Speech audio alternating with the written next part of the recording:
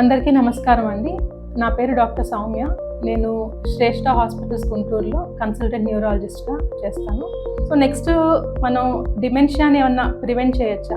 Prevent చేయొచ్చు అంటే కొంతవరకు కొన్ని స్టడీస్లో ఏం తేలిందంటే healthy lifestyle, omega 3 fatty acids, మనం హెల్దీ ఫ్రూట్స్, వెజిటబుల్స్ ఇలాంటివి కొంచెం హెల్దీ లైఫ్ స్టైల్ హ్యాబిట్స్ ఉన్న వాళ్ళకి, ప్లస్ రెగ్యులర్గా ఎక్సర్సైజ్ చేసే వాళ్ళలో కొంతవరకు డిమెన్షియా ప్రోగ్రెషన్ తగ్గటం లేకపోతే ప్రివెన్షన్ హెల్ప్ అవుతుందని కొన్ని స్టడీస్ ఉన్నాయండి. నెక్స్ట్ దీనికి ట్రీట్మెంట్ ఏమన్నా ఉందా అని తెలుసుకుందాం. చాలా వరకు ఏంటంటే ఒకసారి డిమెన్షియా మెమరీ లాస్ స్టార్ట్ అయితే దానికి ట్రీట్ చేయలేము, దానికి వేరే ఏముండదు అని నార్మల్గా అనుకుంటుంటాము. కానీ ఏంటంటే డిమెన్షియాలో కూడా టైప్స్ ఉంటాయండి. నేను చెప్పిన టైప్సే కాకుండా కొన్ని ట్రీటబుల్ డిమెన్షియాస్ అని ఉంటాయి.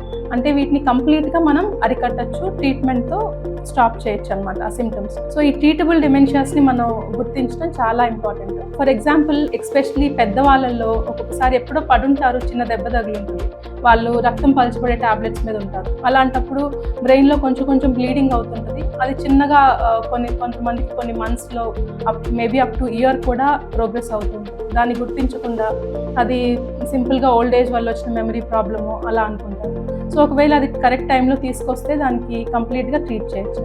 ఇంకోటి నార్మల్ ప్రెషర్ హైడ్రోకెఫలస్ అంటాం. అంటే బ్రెయిన్లో CSF అని ఒక లిక్విడ్ ఉంటుంది. సో ఆ ఫ్లూయిడ్ ప్రెషర్ పెరగటం వల్ల, ఆ అక్యుములేషన్ ఎక్కువ అవటం వల్ల మెమరీ ప్రాబ్లమ్స్ రావచ్చు, వేరే ప్రాబ్లమ్స్తో పాటు. సో దాన్ని కూడా మనం ట్రీట్ చేయొచ్చు. ఇంకా ఆటో ఇమ్యూన్ పారాన్యూప్లాస్టిక్ ఎన్కెఫలైటిస్ అంటాం. సో దీన్ని కూడా మనం కంప్లీట్గా ట్రీట్మెంట్తో అరికట్టచ్చు. థైరాయిడ్ ప్రాబ్లమ్స్, కొన్ని ఎండోక్రైన్ ప్రాబ్లమ్స్ వల్ల కూడా మెమరీ లాస్ వస్తుంది. దాన్ని కూడా మనం ట్రీట్మెంట్తో కంప్లీట్గా అరికట్టచ్చు.